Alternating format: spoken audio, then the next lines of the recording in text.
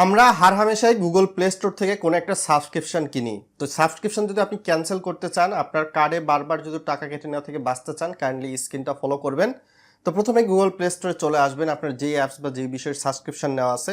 তো Google play স্টোরে আসার পর উপরের দিকে দেখতে পারবেন গোল আইকন প্রোফাইল, জিমেল, এখানে ক্লিক করবেন ডানের দিকে। ক্লিক করে দেওয়ার পর আপনি দেখতে পারবেন এখানে লেখা রয়েছে আপনার পেমেন্ট অ্যান্ড সাবস্ক্রিপশন অপশান 3 নম্বরে, এখানে ক্লিক করবেন। ক্লিক করলে এখান থেকে বলা হচ্ছে আপনার সাবস্ক্রিপশন নামে একটা এক্সট্রা অপশান রয়েছে, এখানে ক্লিক করবেন। ক্লিক করলে দেখতে পারবেন আমার একটা অ্যাপস ফ্রিতে সাবস্ক্রিপশন নেওয়া ছিল, এটা আমি ক্যান্সেল করব। তো অ্যাপসের উপর আইকনের উপর আপনি ক্লিক করে দিতে পারেন, যদিও এখানে এখন অ্যাক্টিভ দেখাচ্ছে।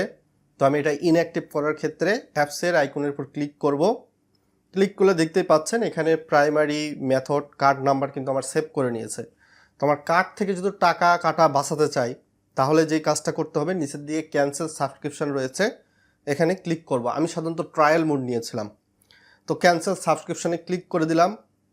তো এখান থেকে কোনো কিছু একটা রিজন আপনি আদার বা যে কোনো একটা দিতে পারেন, টেকনিক্যাল ইস্যু বা যেটা ইচ্ছা, তারপর ক্যান্সেল সাবস্ক্রিপশন।